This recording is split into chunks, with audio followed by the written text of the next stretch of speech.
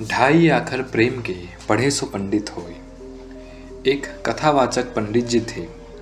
गौर वर्ण, चौड़ा माथा और बहुत करीने से लगाया हुआ वैष्णव तिलक, गले में तुलसी माला, उजले सफेद वस्त्र और कंधे पर राम नामे उत्तरीय, गर्दन को ढकते लंबे बाल।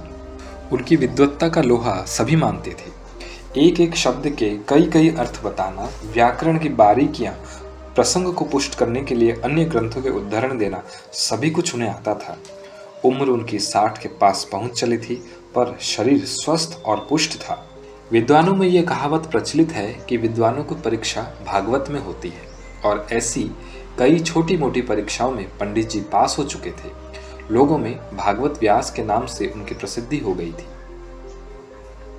भक्तों ने पंडित जी से अनुरोध किया, महाराज, अगर राजमहलों में एक बार आपकी कथा हो जाए तो पंडित मंडली में सिक्का जम जाएगा और दक्षिणा भी खूब मिलेगी।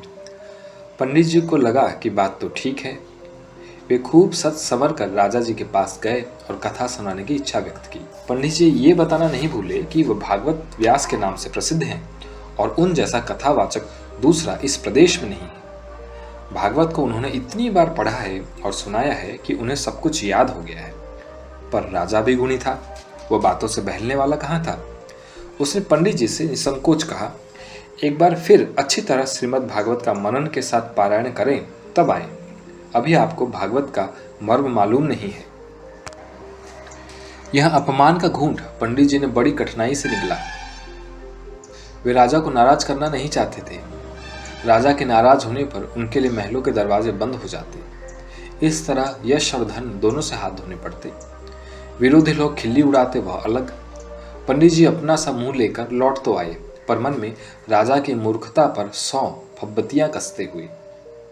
उन्हें सूरदास का पद याद आया, मूरख मूरख राजे कीने, पंडित फिरत भिखारी, उधौ कर्मन की गति न्यारी।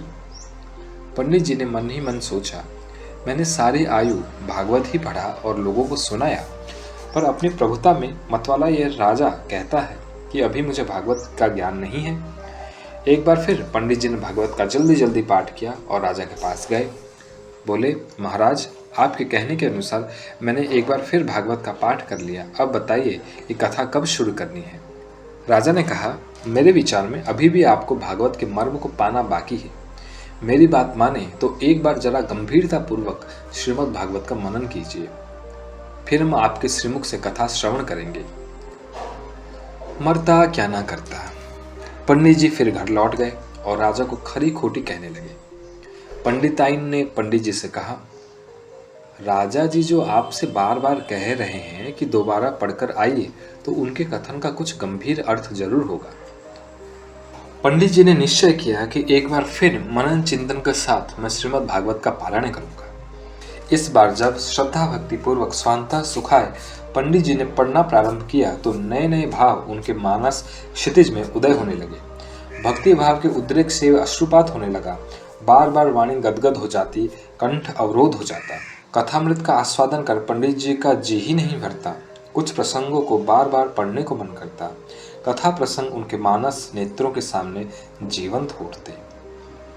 महीनों बीत गए। पंडित जी का भागवत पाठ जारी रहा। अब उनके मन में राज दरबार जाने की कतई इच्छा उत्पन्न नहीं हुई।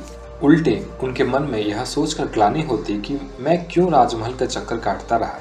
बहुत दिनों बाद राजा ने सोचा, भागवत सुनाने वाले पंडित जी इधर नहीं आए, उनका पता लगाना चाहिए। एक दिन राजा वेश बदलकर पंडित जी के घर पहुंच गए। पंडित जी आसन पर बैठे भागवत का पाठ कर रहे थे। उनके नेत्रों से अश्रुधार बहते ही जा रहे थे।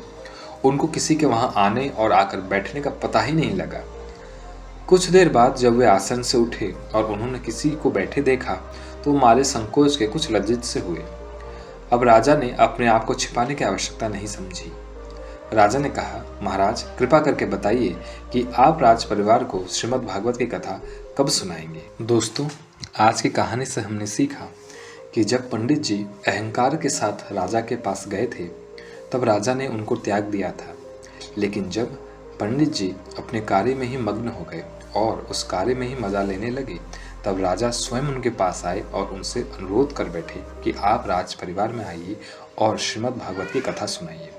तो दोस्तों, हमें भी अहंकार को त्याग करके अपने कार्य में इस तरह खो जाना है कि सामने वाला खुद ही हमारे पास चलकर आए और हमसे कहे कि आपका स्वागत है। दोस्तों, आज की कहानी आपको पसंद आई हो तो वीडियो को लाइक कीजिएगा, चैनल को सब्सक्राइब कीजिएगा और इसी तरह की अच्छी अच्छी वीडियोस के लिए हमें सुनना बिल्कुल ना भूलिएगा।